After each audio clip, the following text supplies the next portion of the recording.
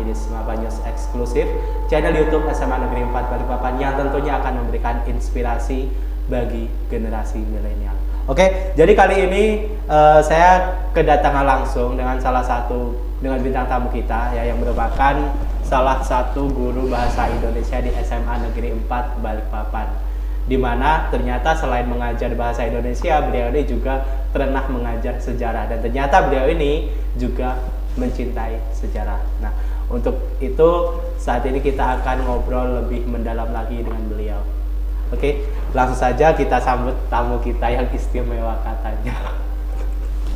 Apa kabar Mr. Jack? Sehat? Oh, sehat. Sehat, alhamdulillah.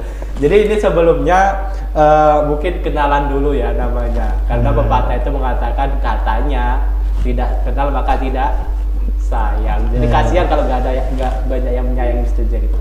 Oke, jadi ini yang pertama, nama dulu siapa nih? Joko. Maksudnya gini, anak-anak itu bingung gitu loh. Ada yang manggil Mr. Jack, ada yang manggil Tom Cruise gitu. Jadi di sini mungkin akan lebih digali lagi. Oh iya. Namanya dulu siapa ini? Joko. Joko siapa? Joko Supriyanto. Joko Supriyanto. Iya. Ini kalau istilah Joko Supriyanto berarti aslinya Jawa ya? Jawa. Nah, iya. Kelahiran mana ini? Madiun. Madiun Jawa Timur ya? Iya, Madiun Jawa Timur. Nah, kemudian untuk pendidikan sendiri di mana dulunya? Di IKIP PGRI Madiun. IKIP PGRI Madiun. Iya. Kemudian setelah itu ambil jurusan apa di sana? Saya ambil jurusan Pendidikan Bahasa Indonesia. Pendidikan Bahasa Indonesia. Pendidikan juga, ya? Bahasa dan Sastra Indonesia. Kemudian ini Pak Joko, setelah lulus kuliah ini pernah nggak ngajar di Jawa sebelum akhirnya berlabuh ke Balikpapan? Belum pernah. Belum pernah. Jadi di Balikpapan itu memang pertama. Ya? Oke. Jadi langsung saja ini Pak Joko datang ke Balikpapan itu tahun berapa? 2013, Agustus 2013. Agustus 2013, dan itu langsung ngajar di? Awalnya itu saya di SD. Kok bisa di SD, gimana ceritanya? Ya, waktu itu yang namanya kita baru ke Balikpapan ya, baru ke Balikpapan kan, yang penting kan ada tempat dulu. Nah, terus saya ngajar di SD. Setelah di SD, baru SMA. Baru SMA. SMA-nya di SMA mana itu? Ya di SMA swasta di Balikpapan waktu itu. Di Balikpapan. Ya, SMA swasta di Balikpapan. Nah, itu jadi di SD itu hanya 2 bulan, SMA itu hanya 2 bulan, lalu ditarik di SMP swasta. Di SMP swasta waktu itu. Nah, di SMP swasta inilah yang lama saya di situ. Itu sampai berapa tahun itu Pak Joko? Itu tahun 2014 sampai 2019. Berarti lumayan lama ya di situ. Ya, 5 tahun. 5 tahun. Terus kemudian setelah dari SMP swasta ke SMA 4. Ke SMA 4. Berarti di SMA 4 itu tahun 2019.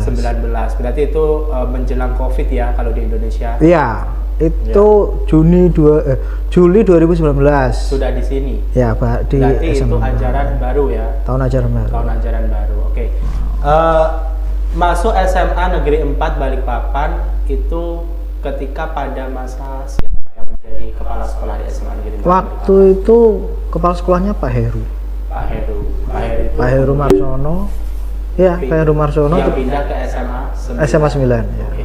Kemudian masuklah kepala sekolah kita yang baru, Pak Agus. Dan berarti Pak Joko sudah ada di masa kepemimpinan Pak Agus di SMA 9. Ya, sudah di SMA ada. 4 maksudnya. Ya, sudah ada. Kemudian di sini Pak Joko, dengar itu Pak Joko ngajar bahasa Indonesia dulu ya. Ya, bahasa Indonesia merangkap sejarah. Sejarah gitu. Ya, waktu itu itu. awal mulanya ngajar bahasa Indonesia.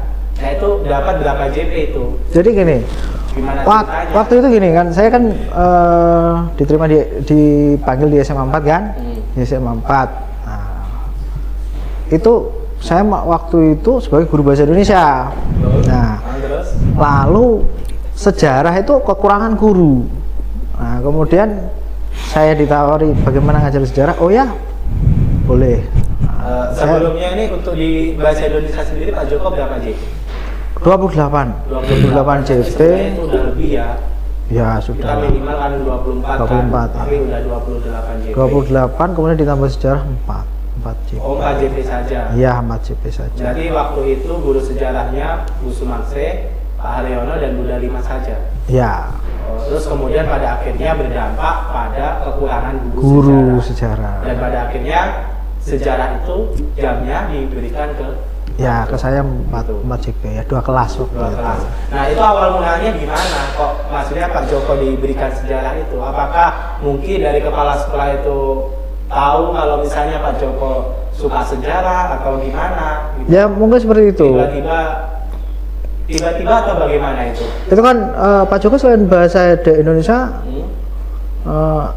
bisa mapel apanya?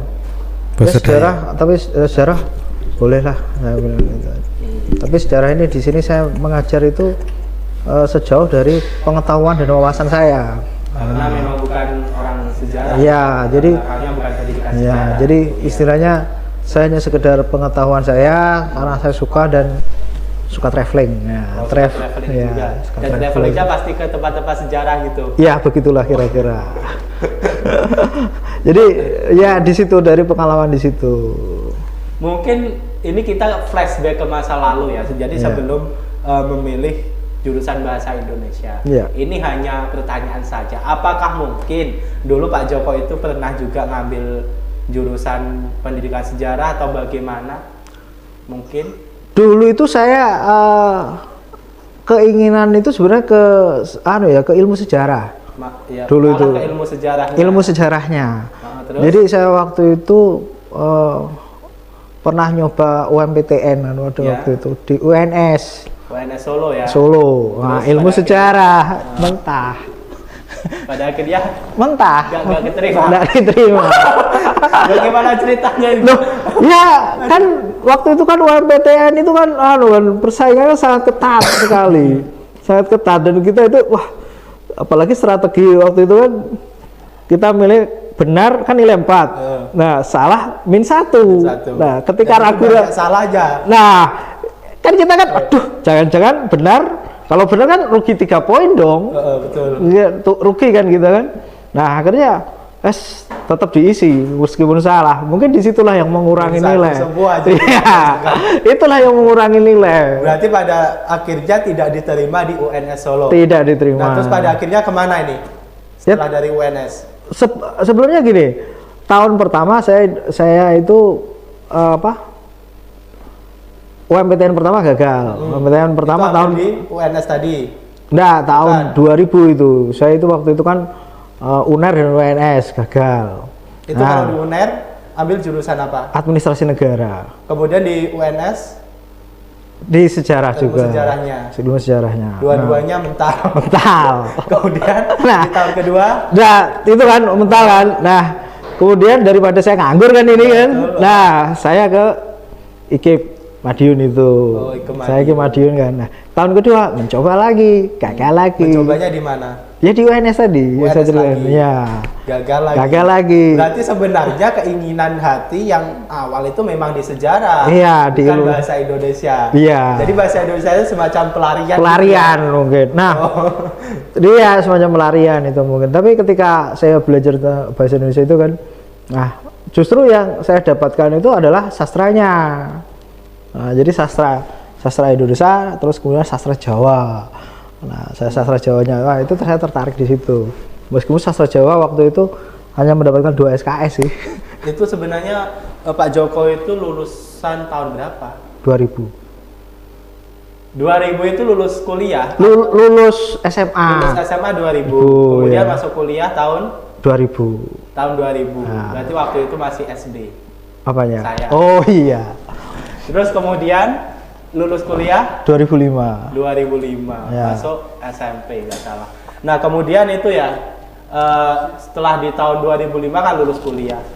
Nah itu dari tahun 2005 sampai akhirnya ke Balikpapan itu apa kesibukan di Jawa? Itu di Jawa. Oh ada bisnis itu waktu itu. Oh ada bisnis. Ada bisnis. Jadi mantan bisnismen ya? Iya itu waktu Yang itu pada akhirnya gulung tikar gitu. gulung tikar betul. Gulung tikar. Oke, jadi ini kita kembali lagi nih ngajar sejarah di SMA Negeri 4 Balikpapan 4JP. Iya. Nah, selama ngajar sejarah itu gimana kesannya? Ya asik. Asik juga. Iya, itu memang salah satu dunia lah. Padahal gini ya Pak Joko, banyak anak muda itu yang bilang malas belajar sejarah. Kenapa? Karena bilangnya sejarah itu menghafal. Oh, keliru. Gitu kan. Bilangnya mereka itu malas belajar sejarah, menghafal.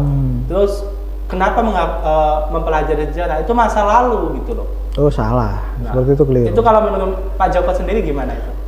Itu keliru. Jadi gini ya, kita ada sampai sekarang itu kan karena sejarah. Peradaban manusia itu kan karena adanya sejarah. Karena ada kehidupan di masa lalu yang kemudian memotivasi masa tercatat. sekarang. Iya, seperti ini contoh. Ini contoh aja ya. Kita misalkan ke masa Orde Baru misalkan. Saya kan juga mengalami masa Orde Baru nih. Nah, masa Orde Baru. Kemudian kenapa masa Orde Baru itu berganti? Nah, itu kan pasti ada sebabnya nih. Betul. Sebabnya kenapa? Akhirnya berakibat terjadilah reformasi. Nah, seperti itu. Nah, itulah arah pada yang lebih baik. Nah, yang lebih reformasi 98 lah. Kemudian apa? Kita selama ini karena kita pernah belajar tentang sejarah masa lalu yang masa Orde Baru itu dulu salahnya ini kan. Nah, jangan sampai itu terjadi lagi di masa reformasi. Nah, semacam itu. Nah, kemudian terus masa-masa yang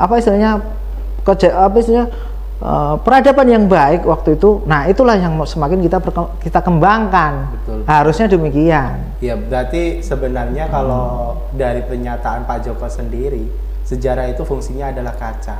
Iya, betul. Maksudnya kita berkaca hari ini agar apa? Masa depan itu lebih baik dan tidak mengulangi kesalahan yang sama. Iya. Itu sebenarnya kalau misalnya kita belajar dari sejarah gitu. Karena apa? Sejarah itu kan bergerak kan, mengikuti perkembangan zaman. Iya. Jadi sampai kapanpun zaman seperti apa, itu akan diikuti semua oleh sejarah gitu. Dan misalnya kasus COVID, sebenarnya virus itu kan sudah ada di masa dulu kan. Iya. Kalau orang Jawa istilahnya wabah pagebluk kan, banyak yang meninggal segala macam. Dan kembali lagi di tahun 2019 sampai sekarang gitu. Nah, itu kalau misalnya kita belajar dari sejarah, tentunya kan bisa mengatasi hal itu gitu sebelum wabah itu menyebar kemana-mana. Sebenarnya fungsinya seperti itu. Nah, dan di sini waktu di SMA 4 itu ngajar kelas berapa itu Pak Joko? Waktu ngajar sejarah itu kelas 11. Kelas 11? Iya, itu sejarah Indonesia. Waktu itu tentang pergerakan Indonesia. Berarti untuk pelayaran samudera sudah tidak masuk, sudah tidak ada. Jadi waktu itu tentang pergerakan nasional, tentang Budi Utomo sampai kemerdekaan. Nah, waktu itu. Ya, jadi waktu itu ya saya sebenarnya mengajar istilahnya lepas buku dengan metode ingin membawa anak-anak seolah-olah di waktu kala itu, kejadian waktu itu, iya. Imajinasinya ya, saya sebenarnya ingin saya berusaha membawa hal itu. Nah, tapi sayangnya anak-anak ini tidak tertarik dengan belajar semacam itu gitu loh. Jadi seperti yang Pak Hendri tadi katakan, mereka itu dalam pikirannya itu adalah sejarah itu menghafal. Nah, itulah salahnya. Ya, padahal saya itu ingin andaikan saya waktu itu ada di dalam situasi proklamasi waktu itu, seperti apa ya sebenarnya harapan saya itu seperti itu. Betul, sehingga tertanam rasa nasionalisme, cinta tanah air yang tinggi itu sebenarnya. Iya, dan di sejarah sendiri yang sebenarnya yang ditekankan kan ya memang cinta tanah air, gimana generasi muda mengenal perjuangan pahlawan kan. Betul, seperti itu. Karena apa ya Pak Joko, bangsa yang besar itu adalah bangsa yang menghargai jasa para pahlawan, yang selalu mengingat jasa para pahlawan, itu bangsa yang besar gitu loh. Tapi lambat laun itu generasi muda ya itu semacam melupakan gitu loh. Padahal itu penting sebenarnya. Sangat penting. Nah, terus ini kan untuk metode ngajarnya sendiri gimana? Karena basicnya Pak Joko kan bukan sejarah. Sejarah jadi hanya kecintaan ya, hanya hobi. Kemudian basicnya itu bahasa Indonesia dan kemudian harus ngajar sejarah.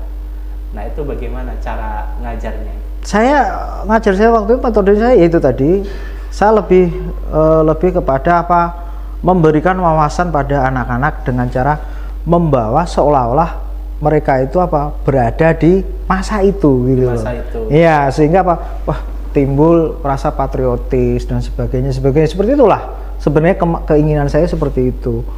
Nah, tapi ya dikembalikan lagi, anak-anak ini sepertinya karena di mindsetnya itu sudah sejarah itu hafalan. Nah itu tadi, sehingga sulit rasanya itu mengembangkan mengembangkan pelajaran itu sulit. Seperti itu. Kalau menurut Pak Joko sendiri gimana harusnya cara untuk kita mempelajari itu?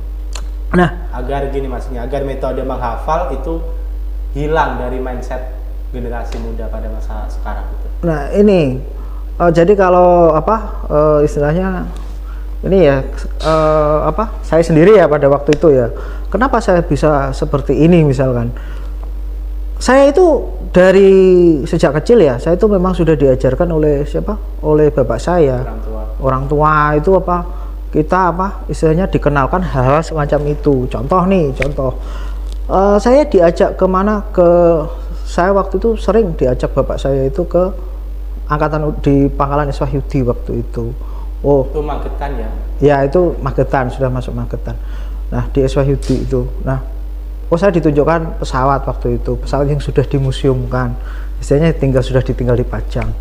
Nah suatu ketika itu akhirnya saya timbul pertanyaan, itu apa sih? Nah suatu ketika oleh bapak saya itu juga diajak pergi ke tempat-tempat yang ada nilai-nilai sejarahnya.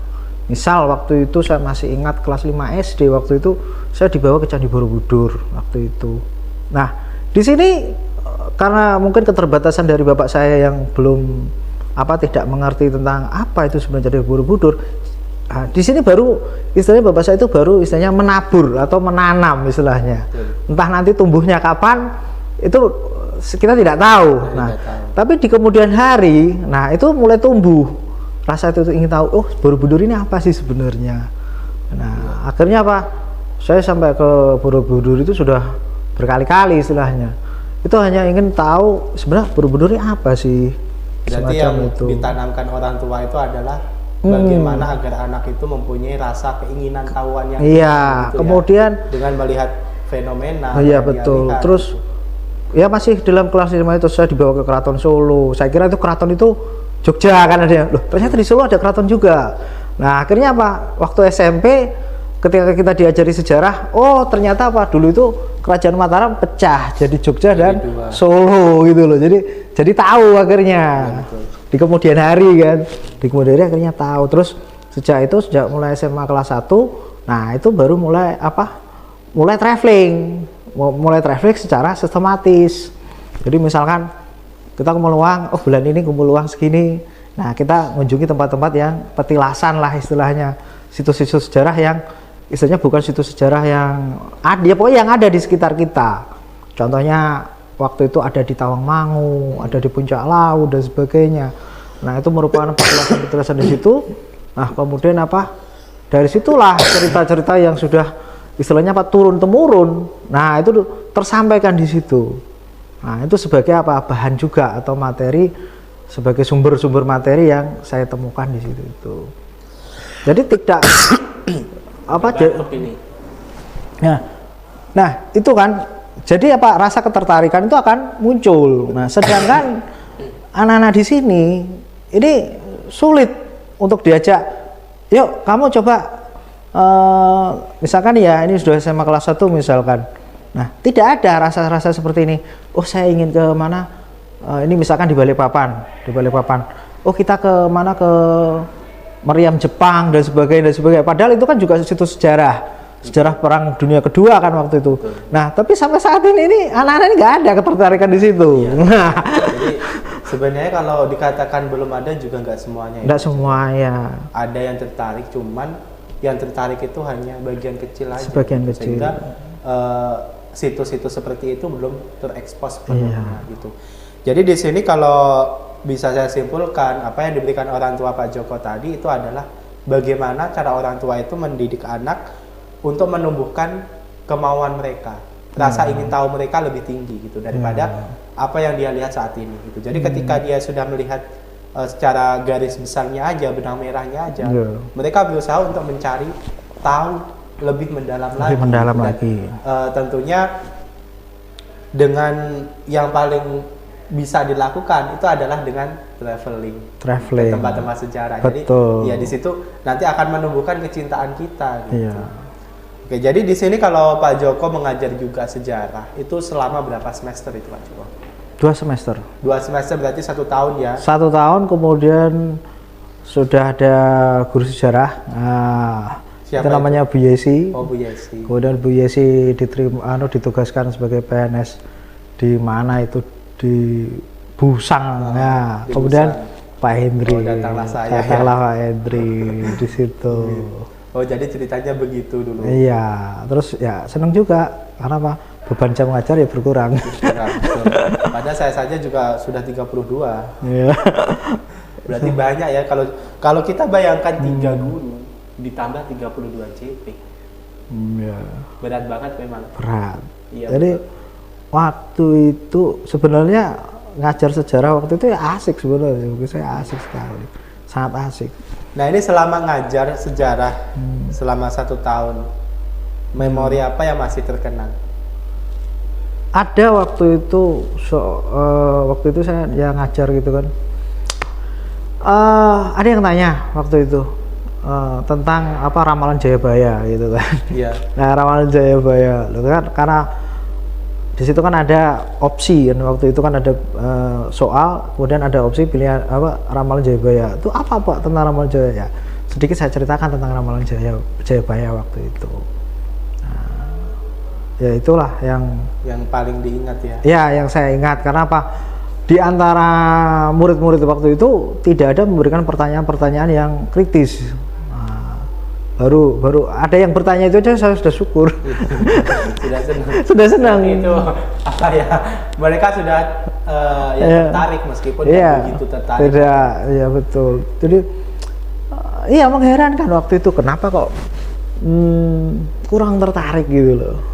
Padahal sekarang ini Pak Joko, saya ingin Pak Joko itu bagi tips kepada anak-anak, ya bagaimana untuk lebih menyukai itu pelajaran khususnya sejarah, karena mau nggak mau itu nggak boleh, istilahnya nggak boleh luntur dari generasi muda, karena kalau sampai hal itu luntur, nah otomatis para pahlawan pendulu kita itu terlupakan gitu. Nah, ini kira-kira bagaimana tips dari Pak Joko sendiri yang bisa diambil hikmahnya oleh anak-anak gitu? Ya, pertama begini, kalau saya melihat anak-anak sih kecenderungan main game. Nah, ini game ya? Ya, main game. Jadi seolah-olah hidup itu hanya game. Padahal di luar game itu masih sangat banyak. Nah, ya kan? Terus kemudian kalau kalian itu misalkan traveling, misal pergi kota Samarinda, pergi ke Tenggarong atau ke Jogja dan sebagainya. Nah, kunjungilah tempat-tempat bersejarah. Tempat-tempat bersejarah. Iya, itu dulu. Kemudian ketika sudah mengunjungi itu cari tahu apa sih tempat sejarah itu menyimpan cerita apa. Nah, seperti itu. Dan itu harus digali ya? Harus digali. Jadi jangan hanya foto-foto ya kan, hanya foto-foto selfie, upload, oh saya sudah sampai di sini, enggak, jangan seperti itu. Jadi digali secara maksimal. Coba waktu itu saya ke mana? Ke Candi Borobudur waktu itu. Saya dari relief satu ke relief lain secara berurutan membutuhkan waktu 4 jam waktu itu. Saya di Candi Borobudur, dan itu tidak hanya sekali, berkali-kali. Ya. Nah, kemudian itu Candi Borobudur 4 jam itu baru candinya. Masih ada yang di Museum Karma Wibangganya. Nah, itu juga sekitar 2 jam waktu itu. Nah, jadi jangan hanya sekedar misalnya ini kita ke Candi Borobudur ya ini ya. Sampai tiba di Candi Borobudur berusaha langsung ke puncak, foto-foto, turun. Jangan sampai seperti itu. Jangan sampai seperti itu.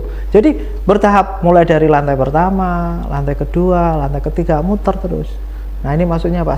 Semaksimal mungkin yang dapat kita gali. Betul. Kan tidak mungkin sekali sekali datang kita bisa langsung menerjemahkan, sebenarnya tidak mungkin. Tidak mungkin. Tidak Karena mungkin. apa ya, setiap dindingnya itu tentunya kan menyimpan realisme. Iya, betul. Dan itu yang harus apa ya? Sampai sekarang kalau misalnya iya. kita mempunyai keinginan tahu yang tinggi, berarti itu berusaha untuk memecahkan. Iya, betul. Berarti semacam detektif. Jadi sampai sekarang itu pun ada hal baru tentang Candi Borobudur itu. Padahal saya sudah puluhan kali ke sana.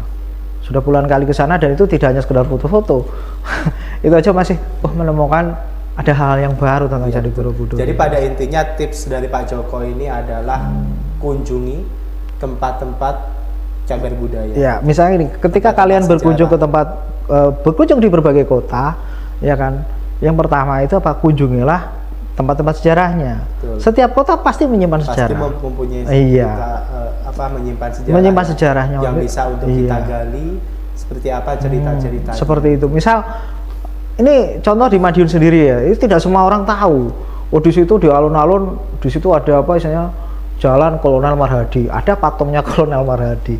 Tapi dia tahu siapa Kolonel Marhadi itu. Bahkan mungkin kalau misalnya kita di Balikpapan sendiri. Iya. Di Balikpapan sendiri kan juga sebenarnya banyak situs-situs sejarah itu. Misalnya Tugu Australia. Ke Australia. Kadang kita juga tidak tahu gitu loh. Nah, peristiwa apa di balik Tugu Australia itu. Ini gini. Ini sebenarnya ini masukan ya untuk sekolah ini. Kalau ini untuk masukan sekolah. Betul. Misalkan tentang Tugu Australia ini, Tugu Australia itu kalau saya dengar itu kan merupakan tugu perdamaian yang dibuat oleh negara Australia setelah Perang Dunia Kedua kalau nggak salah waktu itu, sebagai simbol perdamaian kalau nggak salah. Nah, karena waktu itu kan memang korbannya luar biasa ya. Betul. Nah, itu setiap setahun sekali, saya lupa tanggal dan bulannya itu, saya lupa. Itu dari utusan dari Australia itu mengadakan upacara di situ. Iya, betul. Nah, saya dengar juga demikian. Harapan saya itu untuk sekolah-sekolah coba pada hari itu diliburkan untuk apa? Untuk ikut dalam rangkaian upacara itu. Setidaknya menyaksikan. Jadi mereka tahu sebenarnya tugu yang mereka lewati tiap hari itu apa gitu. Maknanya, filosofinya apa. Dan saya rasa tips dari Pak Joko ini ya luar biasa ya untuk kita. Jadi anak-anak yang mungkin kalian yang di luar sana yang nonton video ini, kalau ingin mencintai sejarah, jadi datangi tempat-tempat bersejarah dan kemudian jangan lupa untuk cari tahu informasi sedalam-dalamnya di balik dari tempat-tempat sejarah itu. Dan ini merupakan tips yang bagus untuk kita kita praktekkan langsung di lapangan. Dan sekarang pun juga pembelajaran kan tentunya juga sudah mengkolaborasikan dengan teknologi kan. Mungkin gini Pak Joko, kita bisa membuat video yang berbau sejarah gitu. Agar apa tujuannya? Anak-anak lebih tertarik lagi gitu. Karena pembelajaran tidak hanya monoton, tidak hanya bercerita, tidak hanya menghafal, tapi benar-benar mencari tahu. Gitu, itu yang terpenting. Dan di sini untuk yang menonton video ini jangan lupa ya untuk subscribe, like, komen, dan juga share. Dan tentunya di sini kami ucapkan terima kasih untuk yang sudah subscribe, dan semoga video ini bermanfaat untuk kita semua. Dan tentunya di sini kami dari Semapa News juga akan selalu akan memberikan tontonan-tontonan edukasi yang menarik khususnya untuk generasi muda dalam berkarya, berinovasi, dan juga berkembang. Nah, jangan lupa untuk subscribe, komen, dan juga like. Kurang lebih dari kami mohon maaf. Terima kasih Pak Joko, kesempatannya sudah banyak berbagi. Semoga kita bisa ketemu, bisa kolaborasi di video berikutnya. Pasti. Oke, terima kasih sudah menonton. Kurang lebihnya dari saya mohon maaf. Wassalamualaikum warahmatullahi wabarakatuh.